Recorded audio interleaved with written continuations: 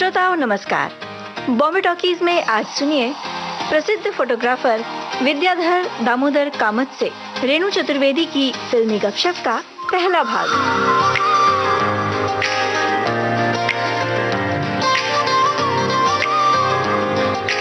दोस्तों नमस्कार। बॉम्बे टॉकीज में आप सभी का स्वागत है और आज बॉम्बे टॉकीज में हम फिल्मी गपशप और कुछ इस तरह से करने वाले हैं कि फिल्मों में आपको ज़रूर पता होगा कि फोटोग्राफी यानी कि प्रकाश चित्र का भी बड़ा अहम रोल है, बड़ी भूमिका है, बहुत सारी जगहों पर है। और किस किस तरह से इसकी भूमिका है, क्या ज़रूरत पड़ती है फ़ोटोज़ की और इसके साथ साथ कौन इसके साथ काम करता है।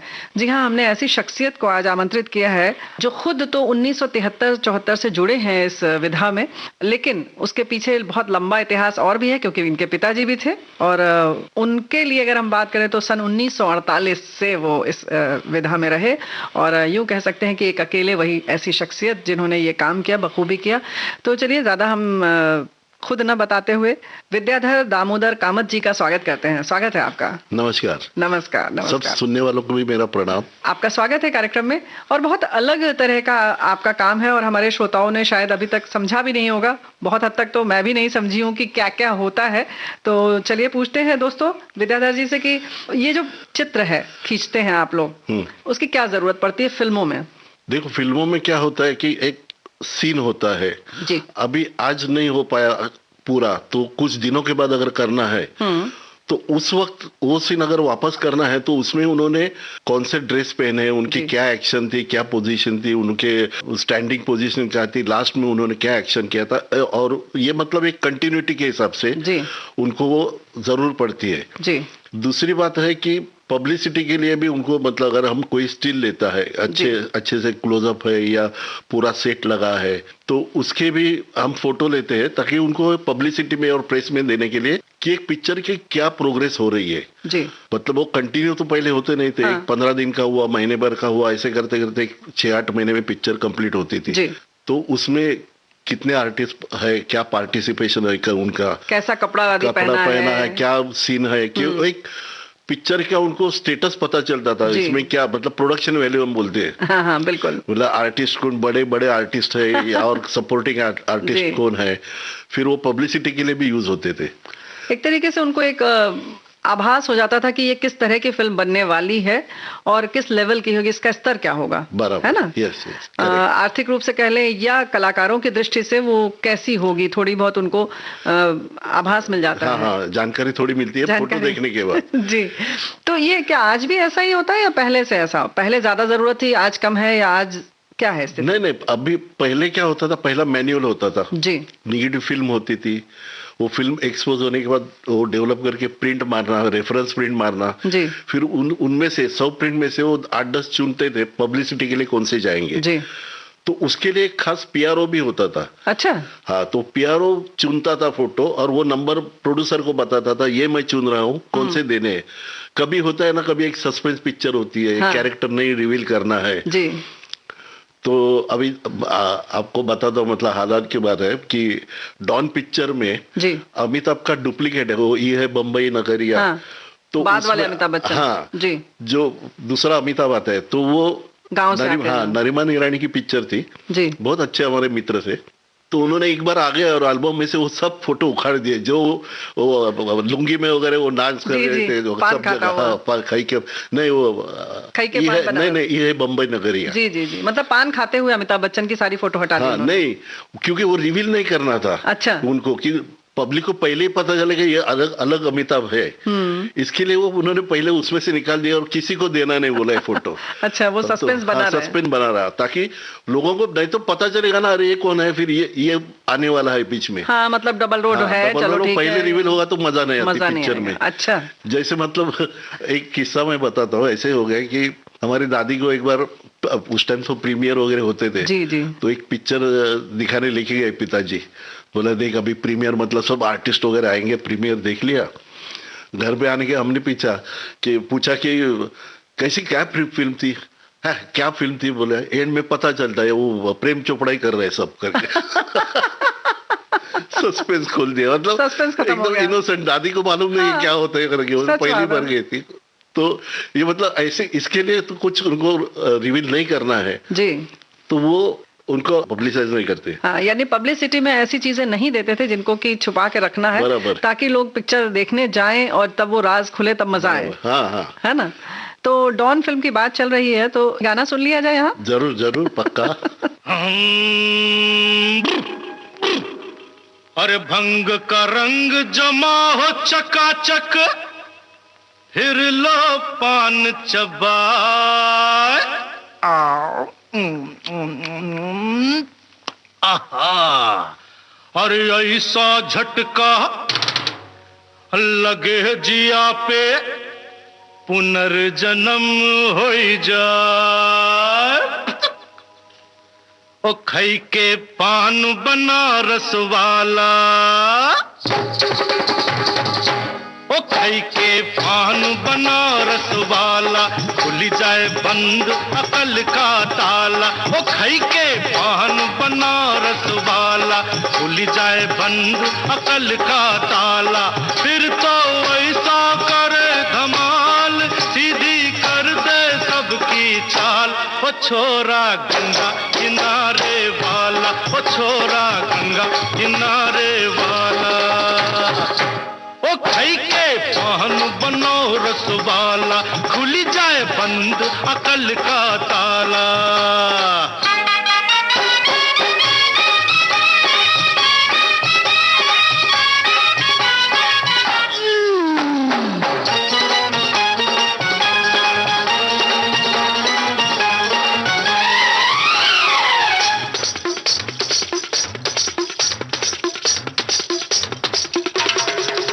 अरे राम दुहाई, कैसे चक्कर में पड़ गया, हाय हाय हाय।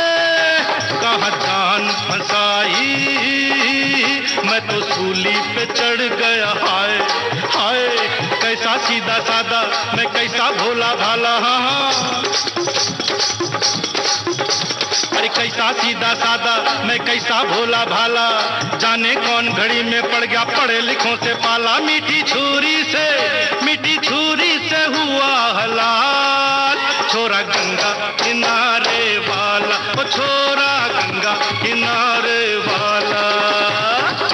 ओ खई के पान बनारस वाला, खुल जाए बंद अकल का ताला।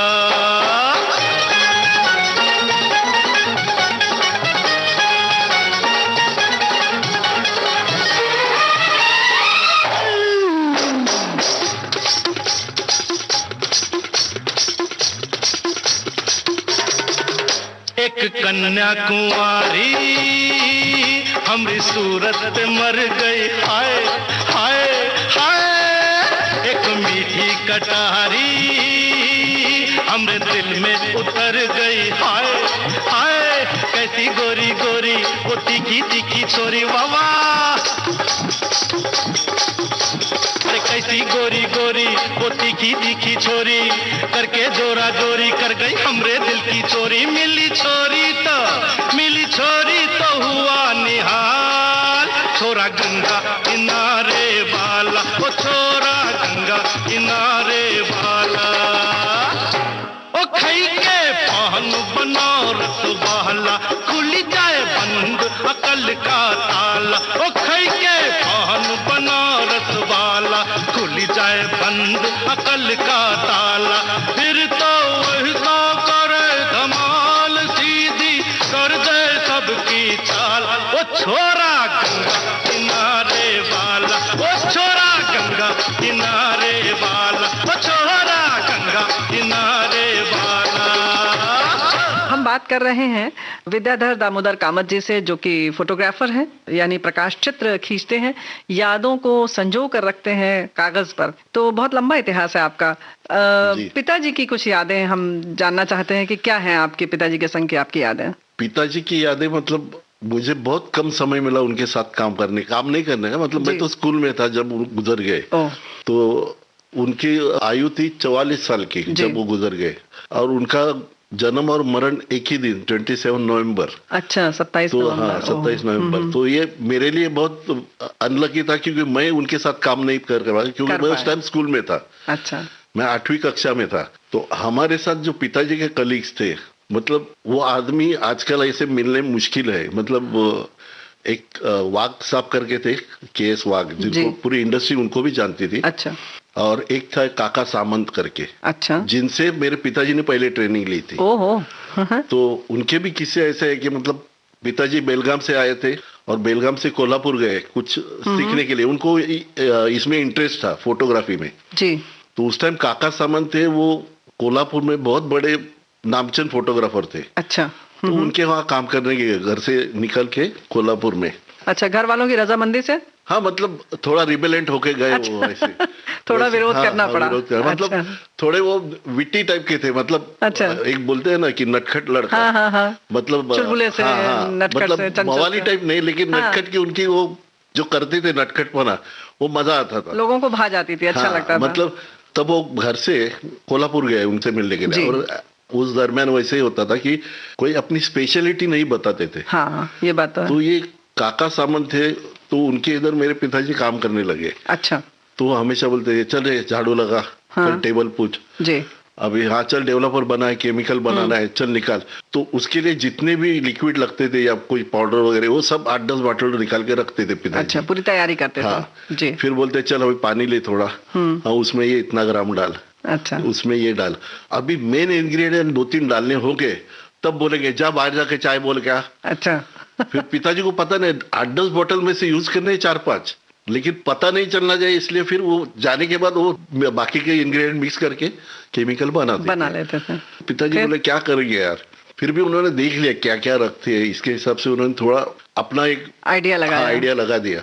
जब फुर्सत का टाइम होता था फिर वो साइन बोर्ड वगैरह पेंट भी करते थे। अच्छा। उधर दुकान के टाइम पास करने का क्या है बाद में। तो हुआ ऐसा कि फिर पिताजी ने बहुत सारा उनसे क्या मिलता है उतना नॉलेज ले लिया, लेकिन उनके ऊपर कभी नाराजगी जताई नहीं कि बोला नहीं, गुरु समान है अभी भी। ये बहुत बड़ी बात है। हाँ। कि उन्हें मालूम है कि नहीं बता रहे हैं, लेकिन फिर भी वो अपनी विनम्रता और वो धैर्य बना के रखना बड़ी बात है। वही तो खासियत थी उस टाइम के लोगों के भी। जी। वो कोई भी नहीं करेगा अपना कोई खास तरीका बताना है तो। हाँ, नहीं बताते। बाकी तो मार्केट में ऐसे केमिकल मिलते थे, लेकिन ये मिक्स करते थे अपने हिसाब से। और वो तख्ता मैंने अभी भी रखा है, मेरे पिताजी ने जो लिख के रखा था। अच्छा। कि क्या क्या केमिकल कितना ग्राम डालना है, कितना पानी लेना है, वो अभी भी मैंने बचा के रखा है, वो रख दिया है। अरे वाह। और फिर मैंने वो कंपेयर भी किया है, मैगजीन्स आते उससे, तो हमारा थोड़ा सा फर्क है। अच्छा। जो मैंने सब कंपेयर किया बाद में, तो हुआ कि आखिर में मेरे पिताजी आ गए बम्बई। यहाँ आने के बाद उन्होंने बहुत सारा काम किया, मतलब एल्बम्स। उस टाइम दादा साहब फाल्के उधर वो सकीना मंजिल करके रूपतारा स्टूडियो के बाजू में था। अच्छा। तो वहाँ वो पत्रे की शेड में रहते थे। अच्छा। वो मेरे पास एनवलप भी है, सकीना मंजिल, वो दादा साहब फाल्के रोड उधर का दादर का था। अच्छा। तो वो रात को काम करते थे क्योंकि डे लाइट आती थी पत्र के इसमें से, तो फिर फोटोग्राफी को लाइट की जरूरत नहीं पड़ती। हाँ, अंधेरे में करना पड़ता है जी। तो उसको न्यूज़पेपर लगा के फिर रात में काम करते थे, फिर सुबह उठ के एल्बम लगा के बांद्रा तक वगैरह चल के जाते थे प्रोड्यूसर्स के घर में वगैरह, और एल्बम दे के आते थे। अच्छा। तो हमारी मम्मी जी थी तब भी, तुझे क्या मालूम हम काम करते उधर, तो वो मुझे बताती थी, मुझे मत सिखा, तेरे पिताजी के साथ मैंने भी वॉशिंग किया है फोटोग्राफ वगैरह। अच्छा। क्योंकि दोनों थे उस टाइम। हाँ। तो ऐसे करते करते उनका काम आगे बढ़ गया है और बहुत कम समय में उन्होंने अपना नाम बहुत इतना बड़ा किया कि कोल्हापुर के उस काका सामंत को भी पता चला कि अरे ये लड़का मेरे पास था। अभी तो बहुत आर्टिस्ट उनकी वेट करते हैं वो आके हमारा फोटो खींचे। तो मीनवाइल बहुत सालों के बाद काका सामंत का भी उधर बिजनेस ठप हो गया, खत्म हो गया। फिर उनको याद आ गया, फिर वो आ गए बम्बई। अच्छा। बम्बई आने के बाद वो दोपहर में हमारे घर पे आए। तो मेरे पिताजी वर्ली में हम रहते थे और फेमस महालक्ष्मी उधर हमारा ऑफिस था। जी जी। तो पिताजी दोपहर को खाने पे आते थे। अच्छा। तो जैसे आ गए तो मम्मी ने बताया उनको कि अरे वो काका सामंत आए कोल्हापुर वाले। तो अच्छा बोले, और अंदर गए तो बैठे थे और मेरे पिताजी के पिताजी के समान थे वो। मेरे पिताजी को पिता समान थे जी। वो आने के बाद उन्होंने पांव पकड़े मेरे पिताजी के, बोला भाई तेरी झाड़ू भी मारूंगा लेकिन मेरे को काम रखना। तो पिताजी ने बोला अरे क्या बात कर रहे हो, बोला आप तो मेरे मतलब बुजुर्ग हो, मैं ऐसा नहीं आपको कर सकता हूँ। चाबियां उठा के उनके हाथ में दी, आज से पूरा स्टूडियो आपका, मैं बाहर जा रहा हूँ अभी, मैं एक्सपोजिंग के लिए फ्री हो गया हूँ, मतलब फोटो लेने के लिए। क्या बात है। पहले थोड़े लिमिट होते थे और वो तो नामचीन, वो तो पूरा मरने तक उन्होंने कामत फोटो फ्लैश छोड़ा नहीं। और मेरे पिताजी ने कभी सबके सामने ये जिक्र किया भी नहीं कि इन्होंने मेरे को ऐसा किया था वगैरह, क्योंकि उनका वो बड़प्पन था कि ये मेरे गुरु समान है और एक बड़ा टेक्नीशियन है, उनकी हमने इज्जत करनी चाहिए, उनकी कला की। और उनके जो गुरु माना तो माना। फिर तो जब मेरे पिताजी की डेथ हो गई तो बहुत सारे हमारे रिलेटिव्स ने भी बोला कि चलो अभी सब वाइंड अप करो और चलो गाँव वापस। हम बेलगांव रहते थे जी, चलो बोले उधर। लेकिन ये दोनों ने मम्मी को फोर्स किया, नहीं, बोला जो इन्होंने काम किया है वो हम ऐसे ही आगे बढ़ाएंगे। काका तो सामंत जी ने कहा कि काका सामंत और वाघ साहब, अच्छा वाघ साहब दोनों ने मिलकर बोला भाभी आप जाना नहीं, हम संभालेंगे जब तक बच्चे बड़े नहीं होते आपके। क्या बात है। तो ऐसा आदमी मिलने मुश्किल है। और ये सिर्फ मम्मी ने मुझे एंड में आखिर में बताया, नहीं तो पिताजी ने कभी किसी से जिक्र नहीं किया कि इसके बारे में कि काका सामंत ने मुझे ऐसा ट्रीट किया था। फिर भी देखो मैंने उनको काम दिया, और उस टाइम तो डे नाइट काम चलता था जी, जी।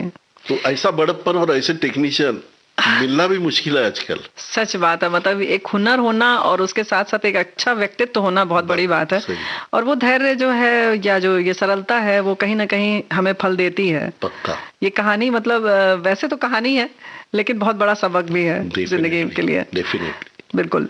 कोई इस तरीके का कोई गीत इस वक्त सुन सकते हैं हम लोग क्या, आपको अगर याद आता है तो? फिर हम आगे चलते हैं, अपना सफर जारी रखते हैं। मेरे ख्याल से लगा ही कोई भी मेरा नाम जोकर का गाना। अच्छा क्योंकि जीना यहाँ मरना यहाँ, और क्या है। क्या बात है, जीना यहाँ मरना यहाँ, इस मौके के लिए बिल्कुल मुफीद ये गाना है, सुनते हैं।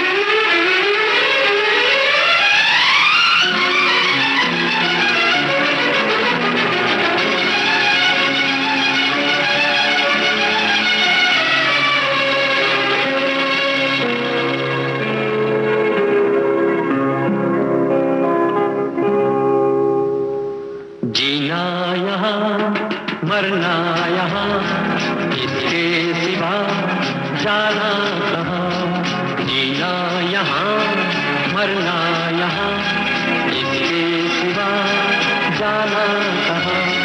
जी चाहे जब हमको आवाज दो, हम हैं वहीं हमसे जहाँ, अपने यही दोनों जहाँ, इसके सिवा जाना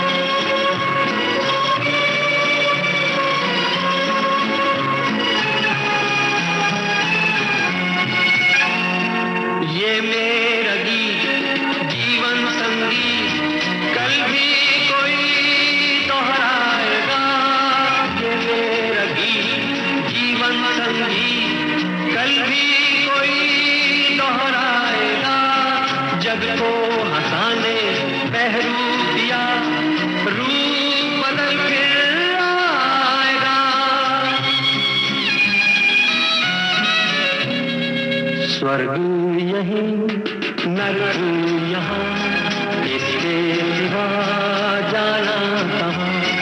जी चाहे जब हमको आवाज दो, हम हैं वहीं हमसे जहाँ, अपने यही दोनों जहाँ, इसके सिवा जाना कहाँ।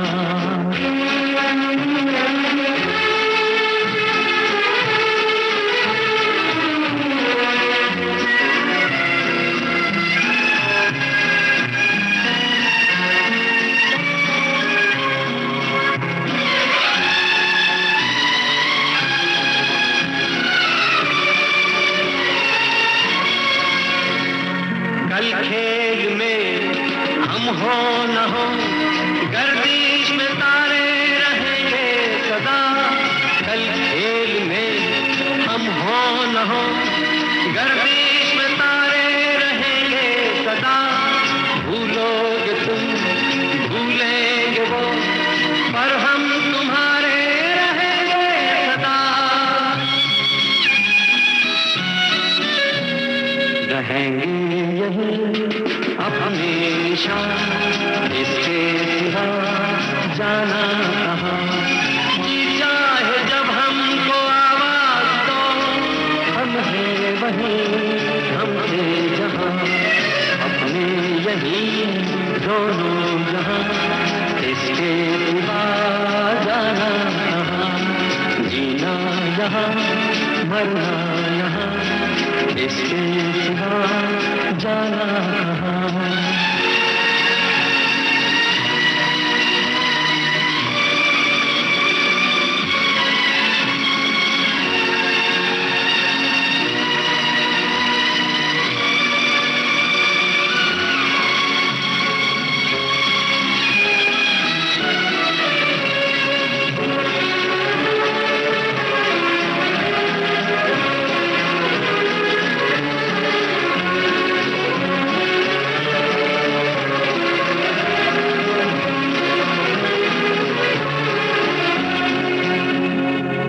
के बाद हम एक बार फिर जो हम बातचीत कर रहे हैं प्रकाश चित्र विशेषज्ञ कह सकते हैं हम, यानी कि फोटोग्राफर, नामचीन फोटोग्राफर सुविख्यात विद्याधर दामोदर कामत जी से। ये बताइए कि ये तो हो गया कि पिताजी की बातें, और ये हमें लगता है आपने बताया जैसा कि पिताजी की सबसे पहली उन्होंने अगर फोटो खींची होगी तो किस सन की है आपके पास? मेरे पास है 1948 की फिल्म थी गजरे। और उसमें सुरैया और मोतीलाल जी थे और उनके पोर्ट्रेट भी लिए हैं पिताजी ने। मतलब आपको अगर दिखाऊंगा मैं और मैं उसका डिस्क्रिप्शन आपको बताऊंगा तो आपको भी फोटोग्राफी का 50% से ज्यादा नॉलेज मिल जाएगा। अच्छा, इतने मतलब टेक्निकली बेस्ट पिक्चर खींचते थे। और फेस रीडिंग उनका मतलब उनका जो फेस का अभ्यास था कि इनका कैसा लाइटिंग होना चाहिए इतना बेहतरीन था कि मीना कुमारी मेरे पिताजी के सिवाय जो हम पिक्चर करते थे हमारा फोटोग्राफर भी अलाउड नहीं था, मेरे पिताजी ही चाहिए उधर। अच्छा, तो उनके जो फोटो पिताजी खींचते थे तो वो उनको लगता था कि हाय उनसे भी वो बेहतर निकाल रहे हैं। क्या बात है। क्योंकि उनकी एक फ्लॉ थी, जैसे मतलब मीना कुमारी जी का जॉ है वो बहुत ब्रॉड था जी। तो अगर लो एंगल लेंगे तो वही ज्यादा दिखेगा, गर्दन दिखेगी नहीं। हाँ जी। तो मेरे पिताजी ने जितने भी फोटो उनके खींचे हैं वो इस एंगल से खींचे है कि वो पता ही नहीं चलता। अगर वो लो एंगल से लेना ही पड़ा तो कभी वो अपने चिन पे उनको हाथ रखने को बोलते थे। तो अच्छा। उनको मालूम है कि इसी को मेरे फेस की स्टडी है जिसको मैं बार बार मेरे फोटो लेने के लिए बुला सकती हूँ। अंदाज मेरा मस्ताना, मांगी दिल का नजराना, जरा सोच के आंख मिलाना, हो जाए न तू दीवाना। कि हम भी जवान है, समा भी जवान है, न फिर हमसे कहना मेरा दिल कहाँ है, मेरा दिल कहाँ है। तहलीना अंदाज मेरा मस्ताना, मांगे दिल का नजराना, जरा सोच के आंख मिलाना, हो जाए न तू दीवाना। कि हम भी जवान है, जमा भी जवान है, न फिर हमसे कहना मेरा दिल कहाँ है, मेरा दिल कहाँ है। तहलीना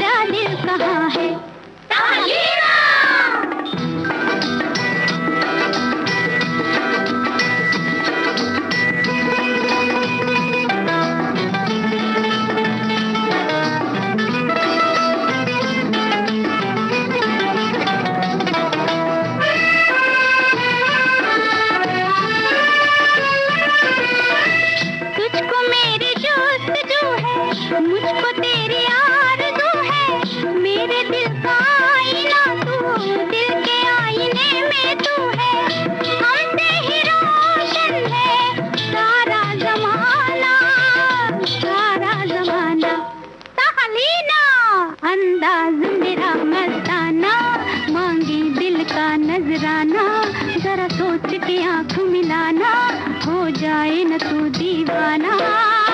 कि हम भी जवान है, समा भी जवान है, न फिर हमसे कहना मेरा दिल कहाँ है, मेरा दिल कहाँ है।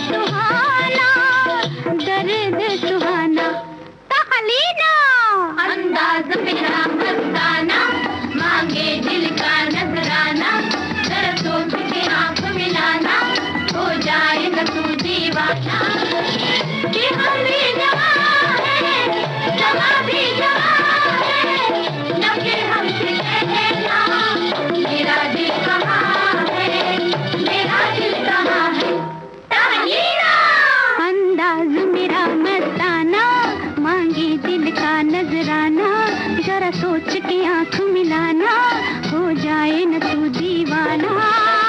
कि हम भी जवान है, समा भी जवान है, न फिर हमसे कहना मेरा दिल कहाँ है, मेरा दिल कहाँ है। विद्याधर जी, आपकी इस बात से ऐसा लग रहा है कि फोटोग्राफी के लिए खास तौर से ये जो आप बता रहे हैं जॉ लाइन या जो भी चीजें हैं, आंख है, नाक है, सबका मतलब एक माप और क्या उसमें खामियां हैं, क्या खूबी है, इन सब को पढ़ना आना चाहिए क्या? बराबर है, वही तो खासियत है। मतलब हमें क्या दिखाना है कि जो है उससे भी बहुत खूबसूरत दिखे जी, कम से कम है उसी में वैसा दिखे। हाँ जी, अभी जैसे बोले ना कि नूतन जी और नरगिस जी का फेस है वो जरा ऑब्लोंग था जी। पिताजी कभी भी उनका आई लेवल पे फोटो नहीं लेंगे। अच्छा, एक तो आई लेवल से ऊपर जाएंगे थोड़ा या फिर नीचे आएंगे, वो थोड़ा फिर कॉम्प्रेस लगता है। अच्छा, तो ये जो स्टडी होना चाहिए ये मेरे पिताजी का कभी था, इसलिए उनका नाम आज तक चल रहा है। अभी भी पुराने आर्टिस्ट जैसे अभी धर्म जी से भी मैं मिलता हूँ, वहीदा जी से मिला हूँ, फिर आरके से मेरा अच्छे ताल्लुकात है, अभी भी है। तो वो बोलते थे कि कुछ अलग करता था तेरा पिताजी, बोला सेट पे। मैं बोला यार ऐसे क्या था, सभी तो लेते थे फोटो। तो बोला नहीं तेरा मतलब अभी मामा जी बोलते थे मेरे, तेरा बाप कुछ करता था ऐसा। अच्छा, कुछ करता था। हाँ, कुछ लाइट बिट ऐड करता था, इसलिए वो इतने बेहतर है। और राज साहब के पूरे पिक्चर है, देव साहब की पूरी पिक्चर है, सुनील दत्त की सारी पिक्चर है, बिमल रॉय जी की, गुरुदत्त की सारी पिक्चर है। मतलब इतने पुराने लोग जिनको फोटोग्राफी क्या मालूम है, मतलब उनको टेक्निक क्या मालूम है, इसके लिए उनको भी थोड़ा मतलब चांस मिला कि अपनी और हम कला दिखा सकते हैं, कला दिखा सकें। सही बात है।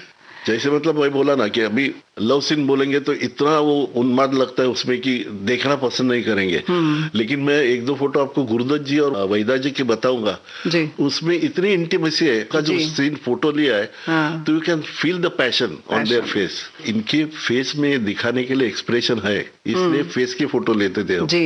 प्रणय हो या श्रृंगार हो जी जी। आज के लोगों के पास वो नहीं है, इसलिए वो छोड़ के बाकी सब दिखाते हैं। जाने क्या मैंने सुनी, बात कुछ बन गई, जाने क्या तूने कही, जाने क्या मैंने सुनी, बात कुछ बन गई, जाने क्या तूने कही।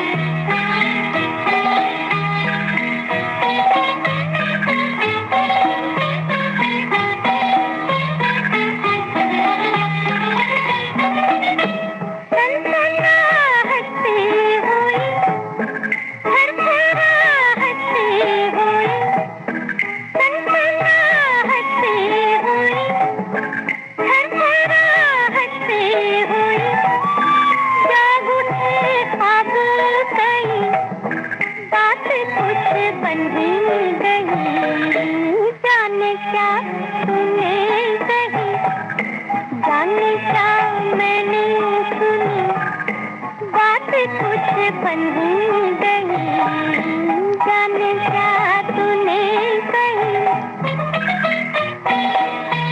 जाने क्या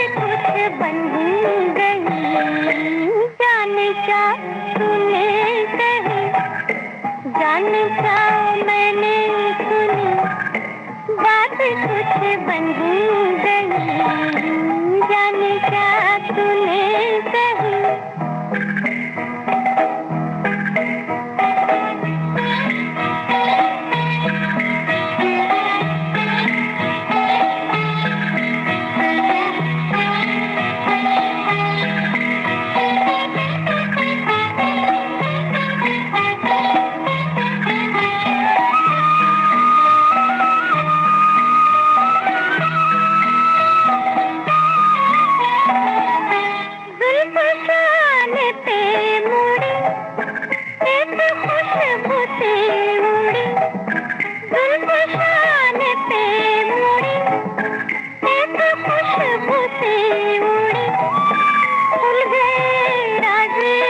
सुनी, बात कुछ बंधी गई, जाने क्या तूने कही।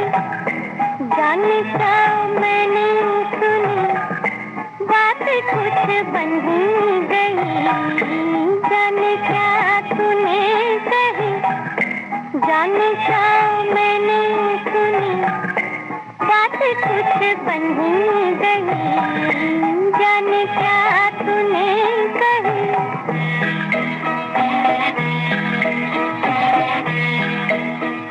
चलिए, ये तो हो गई पिताजी की खूबियों की बात। अब आपके हुनर की बात करते हैं तो जाहिर है कि आपका भी बहुत नाम है, और कौन कौन चाहता है कि सिर्फ आप और आप विद्याधर दामोदर कामत जी ही हमारी फोटो खींचे। आपको एक किस्सा बताऊंगा। जैसे मतलब एक पिक्चर कर रहा था वांटेड की, तो जैसे मैं क्रैबी आइलैंड गया शूटिंग के लिए, तो सलमान भाई अकेले बैठे थे और काफी टाइम हो गया था, मैं नहीं पा रहा, और वांटेड अभी की 8-10 साल के पहले की पिक्चर। तो मैंने जाके उनको खाली याद दिलाया कि भाई मैं कामत हूँ। अच्छा। तो उठ के उसने ऐसा गले लगाया मेरे को। मैंने बोला अरे क्या हो गया, और अकेले बैठे थे वो आइलैंड पे, हम शूट कर रहे थे। मेरे को बोल रहे बोल बोल बोला, मेरे मेकअप मैन को बोला और पूछ उसको। मैंने क्या पूछा, अच्छा। तो आ गया उसका मेकअप मैन राजू, और बोलने लगा अरे राजू मैंने तेरे को क्या पूछा, कौन स्टिल वाला आ रहा है। अच्छा। तो राजू ने बोला हाँ कोई कामत करके आ रहा है। तो मैंने इसको बोला सलमान भाई बता रहे कि मैंने इसको बोला अगर कामत है तो वो आदमी है जिसने मेरे पहले फोटो लिए। अच्छा। और ऐसे गले लगा। फिर मैंने प्यार किया कि जो फोटो हमने किए थे शूट, वो भी उनको लैपटॉप पे दिखाए, तो इतना खुश हो गया। देख देख बोला, वो आयशा को बोला के बता रहे देख हम पहले तो चेस्ट तक पहनते थे जीन्स वगैरह में, अभी तो बिलो तो लो वेस्ट हो गए। और बहुत इतना खुश हो गए। सवा के मेरे को पूछ रहे भाई आपने क्या दिखाया भाई को, इतना खुश हो गए। मैंने बोला बहुत सारा ऐसा मटेरियल है इतने सालों का मेरे पास, और मेरे को ये ताज्जुब है और इतना अच्छा लगा कि इतने सालों के बाद भी वो मेरे को पर्सनली जानते थे, नाम से याद है जी, और खुश थे इस बात से कि आपसे ही फोटोग्राफी करवा दी है। तो चलिए हम अपने दोस्तों को भी खुश कर देते हैं, और मैंने प्यार किया क्या कोई गीत सुन लेते हैं। जरूर।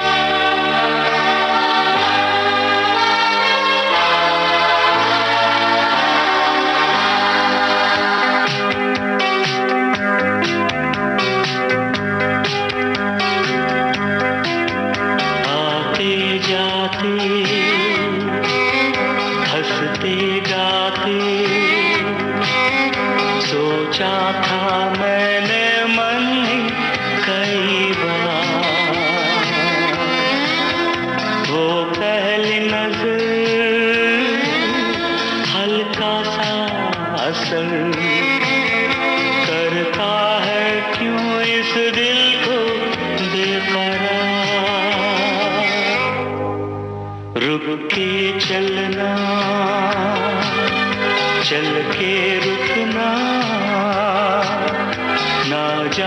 तुम्हें है किसका इंतजार, तेरा वो यकीन कहे मैं तो नहीं, लगता है यही क्यों मुझको बार बार। यही सच है शायद मैंने प्यार किया, हाँ हाँ तुमसे मैंने प्यार किया।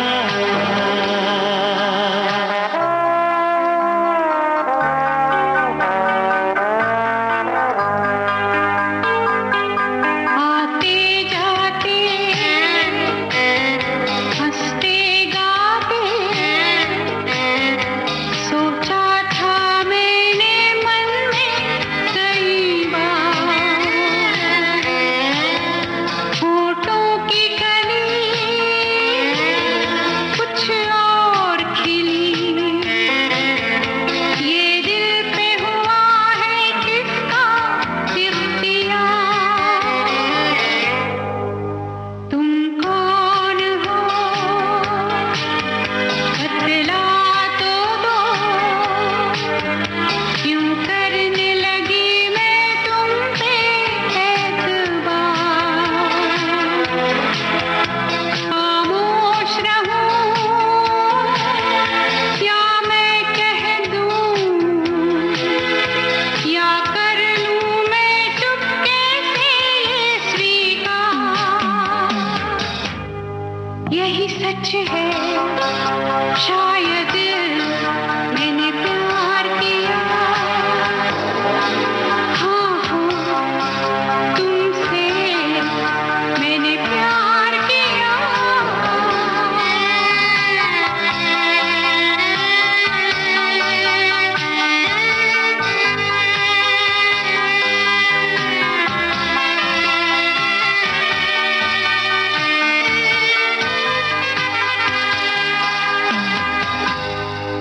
चलिए, ये तो हो गई कि सलमान खान की पहली फिल्म। उससे अगर हम पुराने उसमें जाएं आपके एरा में, तो आपकी शुरुआत किस हीरो या हीरोइन के साथ हुई?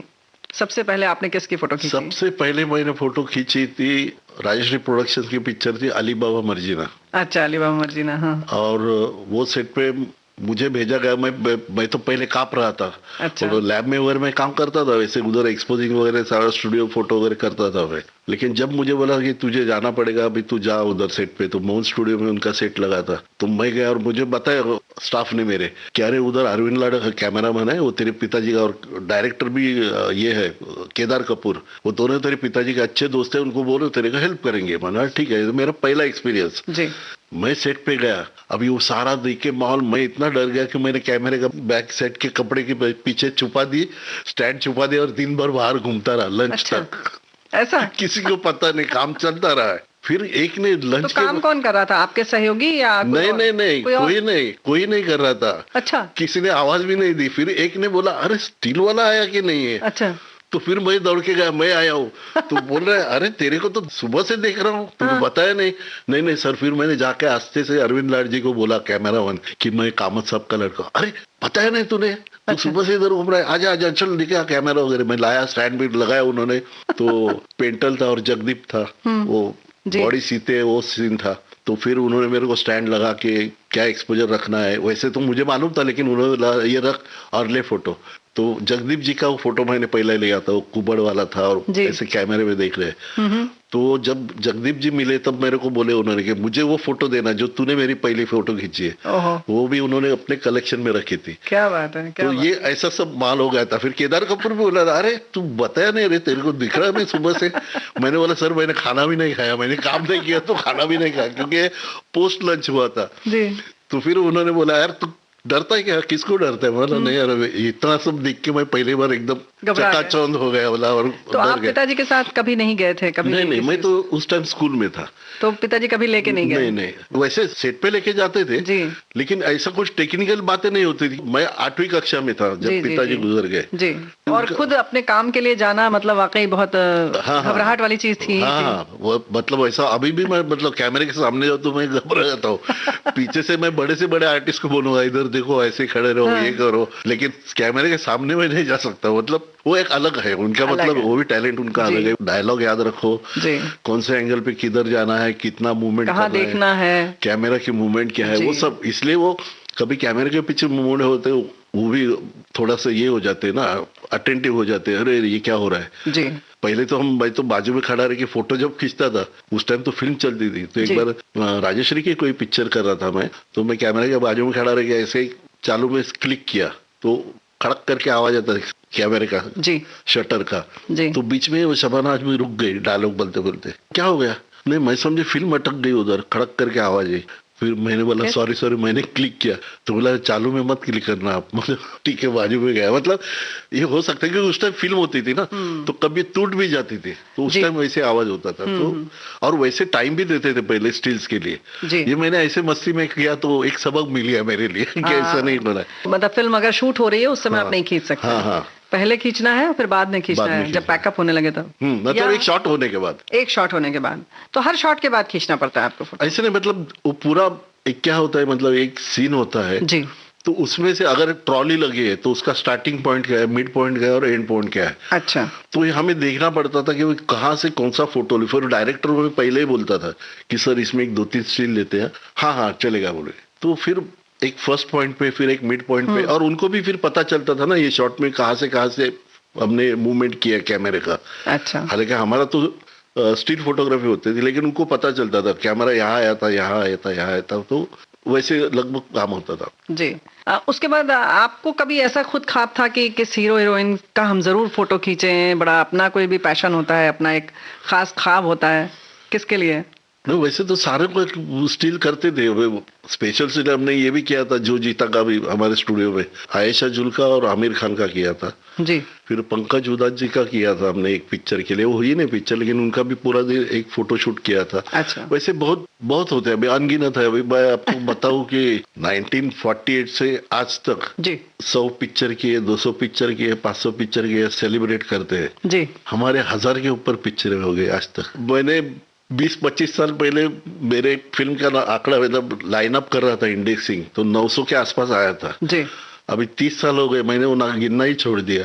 तो बस काम कर रहे हैं। हाँ, काम कर मतलब, और इतना संभाल के रखना सारे हर फॉर्मेट में, जितने भी नेगेटिव के फॉर्मेट है वो अपने पास है। अच्छा। मतलब 6x8 size, 4x6, 3x4, B2 size, square, 35, तो इतने 7-8 तो फॉर्मेट होते हैं। हम लोग कॉमन तरीके से हम लोग तो ऐसा कहते हैं ये पोस्ट कार्ड साइज है, ये वो साइज है, ये उससे बड़ी है, ऐसे ही कहते हैं। नहीं, वो तो प्रिंट आप कौन से साइज में मारते हो? अच्छा, ये तो खींचने वाला प्रोपोर्शन अलग है। हाँ। उसका अनुपात बिल्कुल अलग है। अच्छा, तो ये जो आप कागज वगैरह की अगर हम बात करें, चलिए उससे पहले किस फिल्म का गाना आप सुनना चाहेंगे? राष्ट्रीय प्रोडक्शन की बात कर रहे थे या किसी और खास हीरो हीरोइन का गाना सुनना चाहेंगे? फिर हम बात करते हैं कागज पर आते हैं, क्योंकि जो ये हम फोटो खींचते हैं वो कागज पे बनती है, तो कागज में क्या खूबियां होती हैं? कागज के फूल का गाना सुना दो फिर गुरुदत्त जी का। क्या बात है, कागज के फूल का ये गीत सुनते हैं। ये तो हमारे लिए फूल ही है जो हम लोगों को पेश करते हैं खूबसूरती से।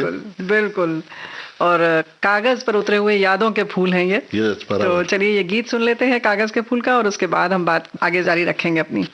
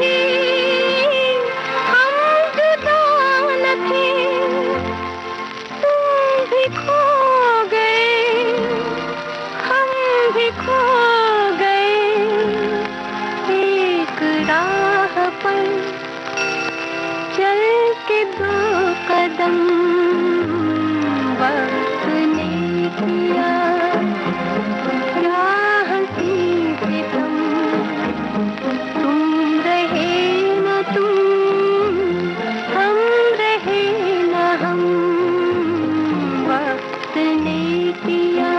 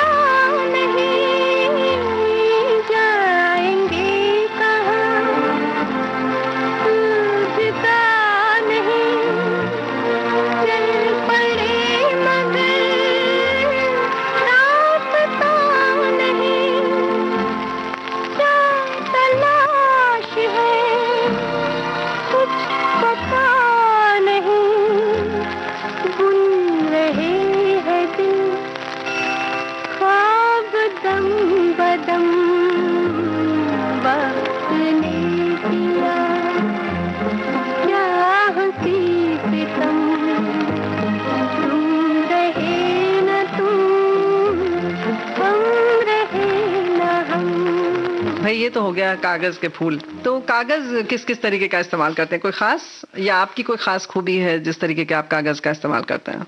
देखो क्या है खूबी, मतलब क्या है कि जब निगेटिव हम एक्सपोज करते हैं जी, तो उस टाइम उसका कैसा मतलब पोजीशन है, जैसे लाइट ज्यादा है, लाइट कम है, मतलब लाइटिंग में भी होते हैं ना, मूड लाइटिंग होती है, एक लो की लाइट होती है।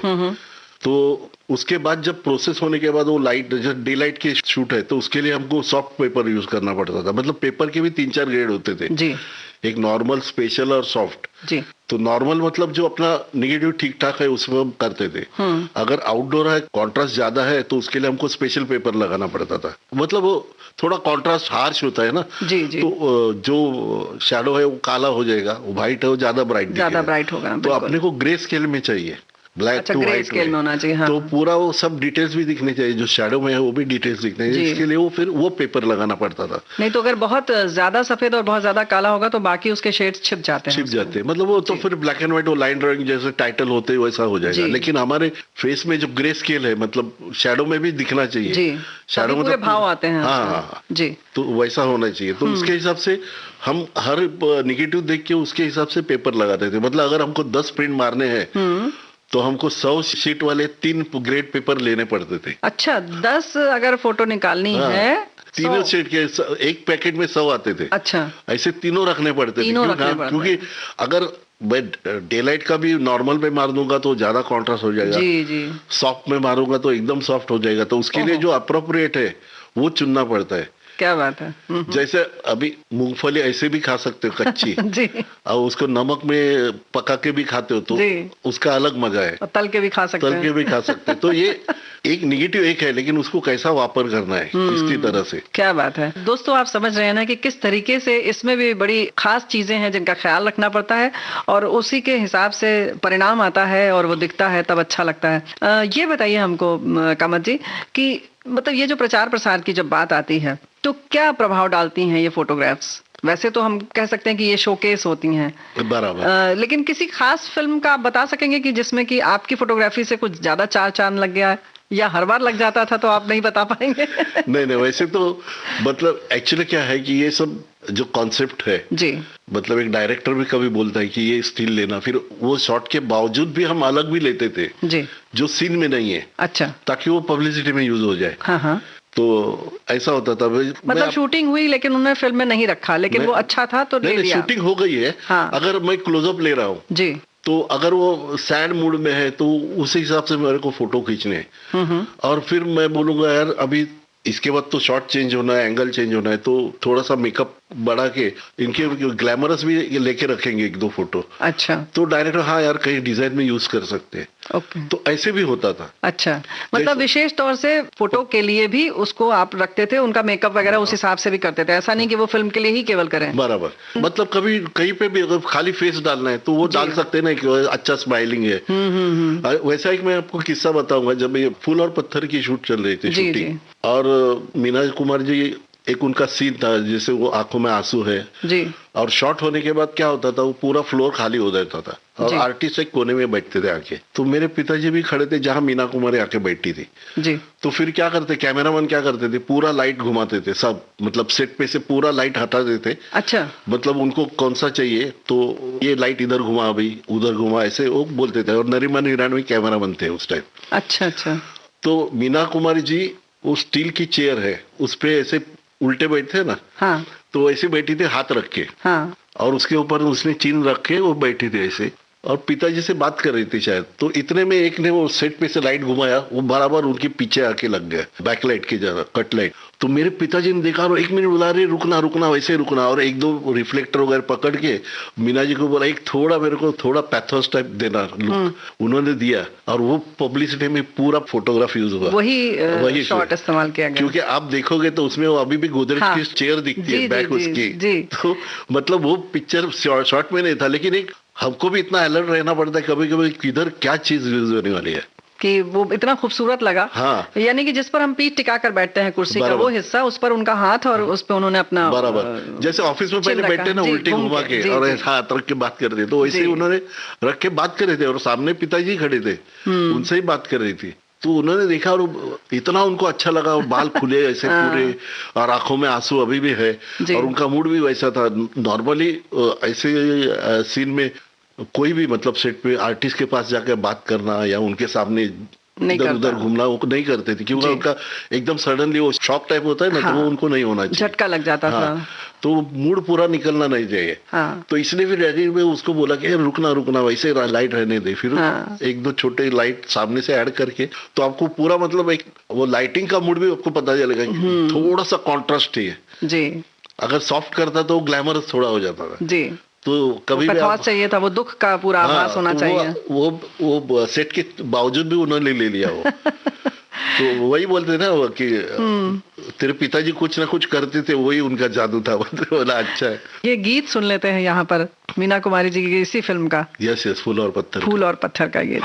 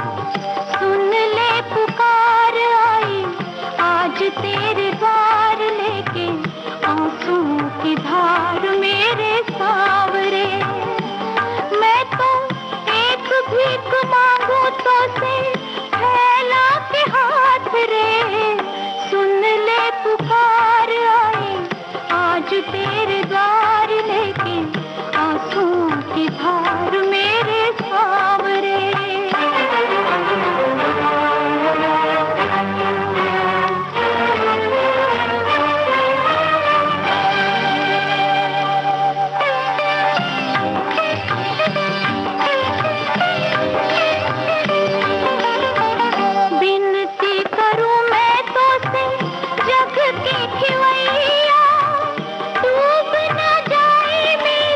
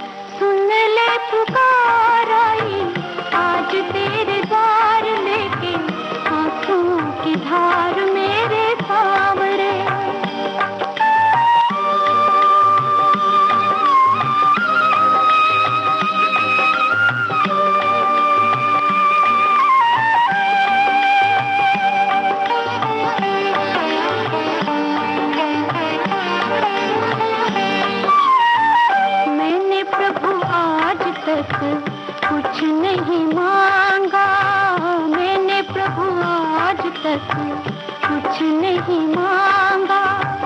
आज तो दान दे दे अपनी दया का, बदले में चाहे मेरी जान भी ले ले, बचा ले सहारा दाता इस दुखिया का, इस दुखिया का।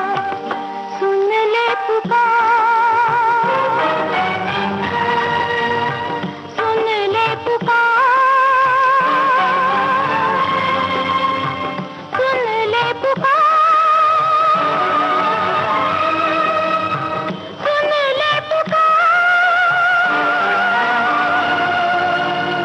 सुन ले पुकार।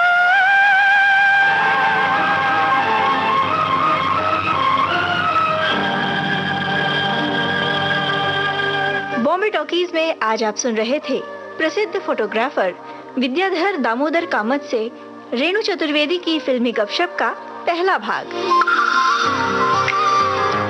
आपको बता दें, इस कार्यक्रम में तकनीकी सहयोग HR पाटले, प्रस्तुति सहयोग आकांक्षा सिंह और विविध भारती की ओर से इस कार्यक्रम की प्रस्तुतकर्ता रेणु चतुर्वेदी। सेलुलाइट डिजिटल अपना बॉम्बे टॉकीज, पिक्चर ही कल्चर है अपना बॉम्बे टॉकीज।